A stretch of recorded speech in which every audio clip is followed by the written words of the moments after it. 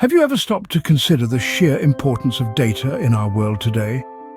It's an intriguing thought, isn't it? Data is everywhere, like the invisible air we breathe, influencing decisions in every walk of life. It shapes business strategies, sways political campaigns, informs healthcare policies, and even dictates what shows we binge-watch on a lazy Sunday afternoon. The magic of data lies not just in its ubiquity, but in its power to transform raw information into insightful knowledge. And the unsung heroes of this transformative process? Data collection and storage. Without them, data would be like an untamed river, wild and directionless. But with them, we can channel this river, harness its power, and direct it towards meaningful outcomes. So, let's dive into the fascinating world of data collection and storage. Join me as we explore the art and science of capturing, preserving, and leveraging data in the digital age. Let's unearth the story behind the numbers. Data collection isn't just about gathering information randomly. It's a systematic process that requires meticulous planning and execution. It's an art, and like any art form, it has its own stages, its own process. The first stage in the art of data collection is defining the research question. This is our guiding light, our compass. It's what gives direction to our data collection journey. The research question should be clear, concise, and answerable. It's not about asking what's the meaning of life, but more like, how does this specific factor influence this specific outcome? Once we have a well-defined research question, we move to the next stage, identifying the data sources. This is where we determine where our data will come from. Will it be from public databases, or will we need to conduct surveys or interviews? Maybe we'll need data from observations or experiments. There's a whole world of data out there waiting to be discovered. The third stage is deciding the data collection method. This is where we choose the most appropriate tool for our research question. If we need to understand people's opinions or experiences, we might use surveys or interviews. If we want to observe behavior, we might use observations. And if we want to test a hypothesis under controlled conditions, we might use experiments. The method we choose can make or break the validity of our data. Finally, we arrive at the last stage, collecting the data. This is where the rubber meets the road. It's where we roll up our sleeves and get down to business.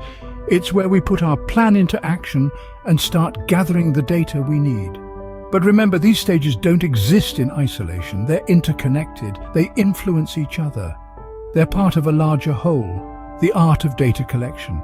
And like any art form, the quality of the final product is determined by the quality of the process. So, when it comes to data collection, don't rush. Take your time. Be thorough. Be meticulous. Because in the end, the quality of your data is only as good as your collection process. Once you have your data, what next? This is where data storage comes into play. Data storage is like the grand library of your research project. It's the place where all your collected data resides, waiting to be accessed, analyzed, and interpreted. Now, one might wonder, why is data storage so important? Well, storing your data securely and in an organized manner ensures its integrity and accessibility. It's like having a well-arranged bookshelf where you can find your favorite novel without having to rummage through piles of books. Now, let's delve into the realm of data storage options. Picture 3 different storage facilities: a cabinet, a warehouse, and a cloud. Each of these represents a type of data storage. First, we have databases, the cabinets of the digital world. These are structured sets of data. They're like a filing cabinet, with each drawer representing a table of data, and each file within a drawer representing a row of data. Databases are great for storing smaller amounts of data that require quick and frequent access. Next, we have data warehouses. Imagine a gigantic warehouse filled with rows and rows of shelves, each holding different types of data. These are perfect for storing large amounts of data that don't require frequent access, but instead are used for longer-term storage and complex queries. Finally, we have cloud storage, the ethereal realm of data. Cloud storage allows for data to be stored on remote servers that can be accessed over the internet. This method provides a vast amount of storage space, making it a prime choice for storing large datasets. Plus, it offers the advantage of being able to access your data from anywhere. at any time. In essence, data storage is all about choosing the right home for your data. Whether it's a database, a data warehouse, or the cloud, each storage option has its own strengths and suits different needs. Storing data effectively is crucial for easy access and future use. So remember to choose wisely, because a well-organized data storage system is the backbone of successful data science. In the world of data, not everything that can be collected should be collected. When we step into this vast universe of information, we must tread lightly. For every piece of data we gather carries with it a weight of ethical considerations. It's not just about what we can collect, but also about what we should collect. The principles of informed consent, confidentiality, privacy, and respect for rights are not mere suggestions, but pillars that uphold the integrity of data collection. Let's talk about informed consent. It's about ensuring that individuals know what data is being collected about them, how it will be used, and that they have the freedom to either grant or withhold their consent. It's about respecting autonomy and fostering transparency. If this principle is compromised, trust is broken, leading to a breach in the relationship between the data collector and the data subject. Then we have confidentiality. It's the promise that the personal data collected will not be disclosed without authorization or necessity. This principle safeguards sensitive information and protects individuals from potential harm that could arise from unauthorized access or misuse of their data. Privacy, on the other hand, is the right of individuals to control or influence what information related to them may be collected and stored. It ensures that individuals maintain control over their personal information, even in an age where data is the new gold. Respect for rights, the final pillar, reminds us that behind every data point is a human being with inherent rights that must be recognized and preserved. It's about treating people not just as sources of data, but as individuals with dignity and rights. These ethical considerations are crucial in maintaining public trust and ensuring compliance with laws and regulations. They remind us that data collection is not just a scientific endeavor, but also a moral one.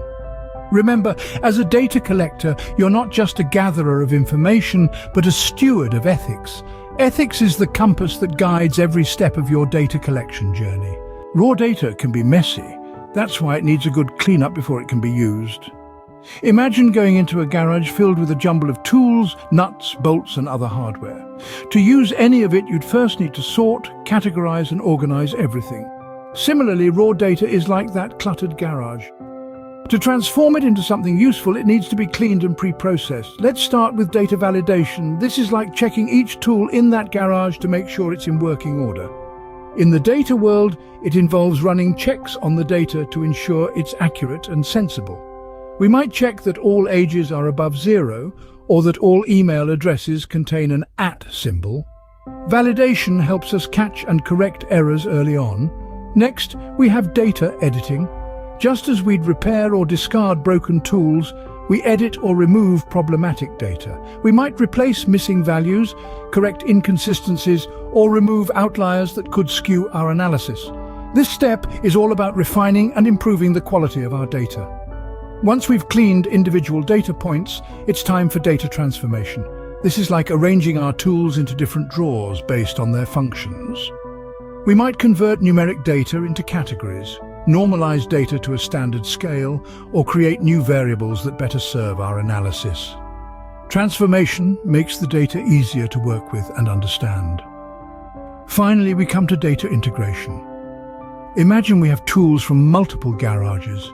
We'd want to integrate them into a single organized system. Similarly, we merge different datasets, ensuring they align correctly. This can be tricky, especially when dealing with large volumes of data or data from varied sources, but it's crucial for a comprehensive analysis.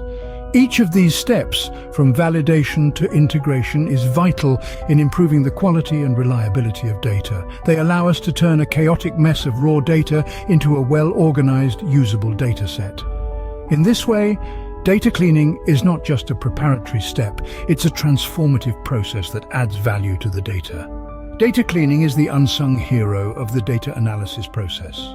Just like a carpenter has different tools for different tasks, A data scientist has a variety of data collection techniques to choose from. As we dive into the strengths and weaknesses of these techniques, keep in mind that the choice of method often depends on the nature of your research question. Let's start with surveys. Surveys are excellent for gathering data from large populations. They can be distributed widely and rapidly and can provide a snapshot of opinions, behaviors, or characteristics across a broad spectrum. However, surveys can also be prone to bias. Respondents may not always provide truthful answers, or they might interpret questions differently. So, while surveys can give you quantity, the quality might vary. Next, we have interviews. The advantage of interviews is that they can provide detailed, qualitative information, and they allow for a deep dive into a person's experiences, thoughts, and feelings. Yet this depth comes at a cost. Interviews are time-consuming to conduct and analyze. They require skilled interviewers, and their results may not be as easily generalized as those from surveys. Observations, on the other hand, provide real-time data. They allow you to study behaviors as they occur in their natural settings. This can provide valuable context. However, observations can be subjective. The observer's presence might influence behavior, and their interpretation of what they see can be influenced by their own biases. Finally, we have experiments. Experiments are conducted in a controlled environment, allowing you to establish cause and effect relationships. But they're not always feasible. Real-world conditions are complex and can't always be replicated in a lab setting. Besides, ethical considerations may limit what can be tested. Each of these techniques has its strengths and weaknesses, and often a combination of methods is used. The key is to understand these strengths and weaknesses and to choose the right tool for the task at hand. Remember, choosing the right technique can make or break your data collection process. So we've taken a whirlwind tour of the world of data collection and storage. It's been quite a journey, hasn't it? Let's take a moment to revisit the landmarks we've encountered along the way. Firstly, we delved into the importance of data. It's the lifeblood of decision-making, the driving force behind innovation, and the cornerstone of understanding our complex world. In every industry, every field of study, data is what sets the stage for action and insight. Then, we explored the process of data collection. It's not as simple as just gathering information. We learned that the methods matter, whether that's through surveys, interviews, observations, or experiments. Each approach has its unique strengths and weaknesses, and picking the right one can make all the difference in the quality of your data. We also ventured into the realm of data storage. It's not enough to just collect data. We need to store it in a way that's secure, accessible, and efficient. The science of data storage is all about maintaining the integrity of data while making it readily available for analysis. The journey also took us through the ethical considerations in data collection. We discussed the importance of informed consent and confidentiality, reminding us that behind every data point is a human being with rights and dignity. From there, we moved into the nitty-gritty of cleaning and pre-processing data. This is the unsung hero of data analysis, the step that transforms raw, messy data into a polished dataset ready for further exploration. It's a step that requires diligence, attention to detail, and a good understanding of the data you're working with. Finally, we evaluated the strengths and weaknesses of different data collection techniques. We learned that no method is perfect and that the best approach often depends on the specific research question at hand. It's a delicate balancing act between accuracy, efficiency, and practicality. Remember, in the world of data, every detail matters, and so does every step in the process of collecting and storing that data.